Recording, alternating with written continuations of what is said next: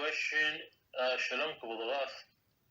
Given the stories between Yehudah and Tamar, I wonder if prostitution is allowed for Goyim.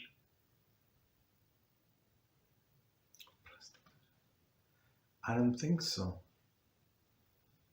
It's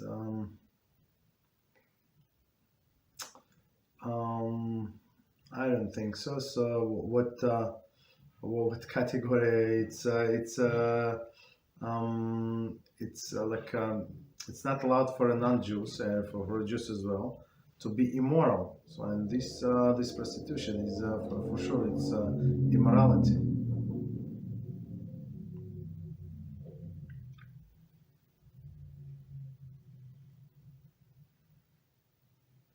Thank you, Rabbi. You're welcome. So I have a question in regards to this. So when this event between Yehudah and Tamar happened, did Yehudah have free will back then in that moment? Because had it not happened, then they wouldn't have conceived children and so on. But what happened if he would have restrained himself from doing so? Okay. So what would have happened if Yehudah would have restrained himself from doing that and not get carried away by his instincts? What would have happened?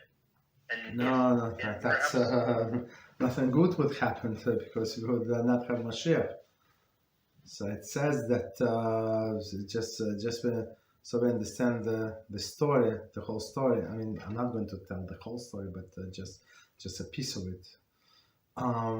His wife passed away, right? And he was sitting Shiva. I'm not sure how long, even though I learned, but it was only a few months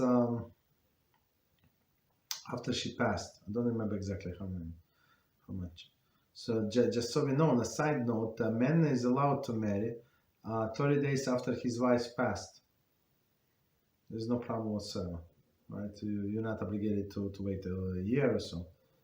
So as it says, it's not good for a man to be alone. So okay, if he can get married, so he can get married. For example, she was sick for a very long time. You understand? So and then he found a suitable match. Okay, he can get married. So in this case, Yehudah, basically, of course, we know that he's a very righteous person, and he was walking on the road, and you know the whole story, right? Tamar pretend to be this lady on a crossroads, and her face was covered, right? Why? Because so he would not recognize her. And it says that angel actually pushed Yehudah into his side, into her side, and actually the angel is the one who made him excited. He did not want to, and he was resisting. I would say, just ask a question, Yehudah, he looks like who is sitting on a crossover, on a crossroad, even somebody is sitting, even somebody is there. So you let's say you're walking, you're driving, you riding an animal. So you glance quickly, there is somebody there. Okay, so you continue on your way. You're not stare at the people. You're not right. You just continue doing your business, right? But the angel actually pushed him. So he had a choice. But not so much, because it had to happen. So Hashem, sometimes he's very patient, but sometimes this righteousness has to be pushed aside. Because why? Because the bigger miracle is going to happen. Right. So he had a free choice, but not at that specific second. And plus, the thing that he lost his wife, so he was not doing anything illegal. So technically, he could get married, right? And in some sense, it was like a marriage.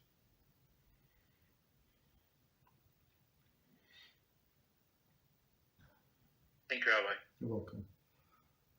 So technically, if Yehudah would have not delayed the marriage between his youngest son, between the marriage between his youngest son and Tamar, this would have not happened, yes. right? Mm-hmm. But it's a very good point. We have this thing in Judaism is about I don't remember what it was exactly called. This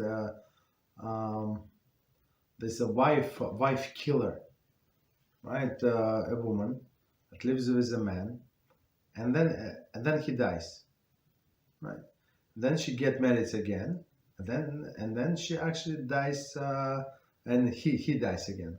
So if all of them, one is 97 years old, right, and he died, okay, right, and second is 87 and a half years old, okay, we understand.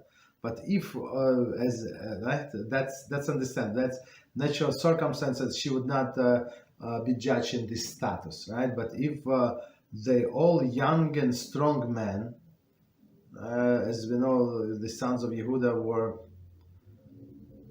I think from 9 to 11 years old, I think for sure before bar mitzvah, both of them, right, and died in a short period of time.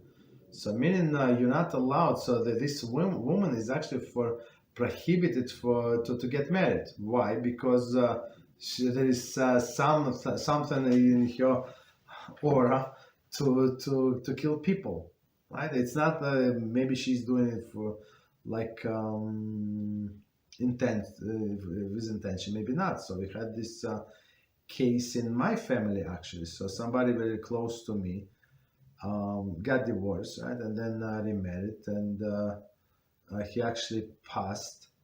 And then when we went to funeral and we spoke to his wife, the last wife, so and then she said, "Yeah, I'm so unlucky." So we start talking, right?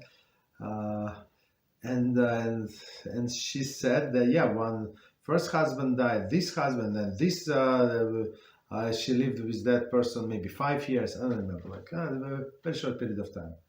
I mean, I think they were very happy, the way I understand, but happy, he had a cancer. Okay, but if he would do investigation, if he would ask Rabbi, I'm not sure if he would listen to the Rabbi. That's a different story.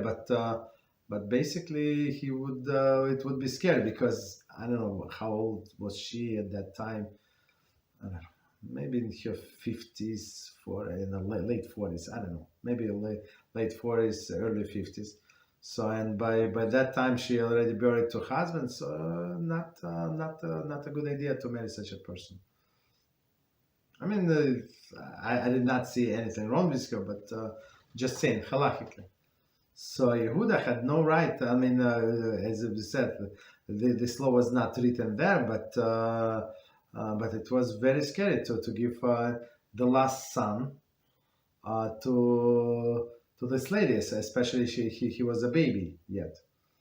You understand? So of course he did not have intention to give her to her in general, but he could not say it right away. But that's the story about the young son. But one of the opinions, it's actually said, since they were Gentiles in some sense, right? Noachites. So for Noachites is actually permitted even for a father-in-law to do yibum, not only brother. So technically, like according to some opinion, he was actually halachically was able to do it. Allowed to do that. So nobody said that it was not appropriate. Nobody. Go ahead. Thank you, Rabbi. You're welcome. Next question on the board. I wonder, would King Mashiach be allowed to have multiple wives? I think so. Yeah.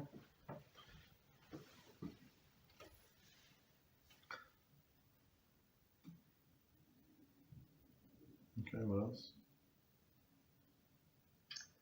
Take care, Rabbi. You're welcome.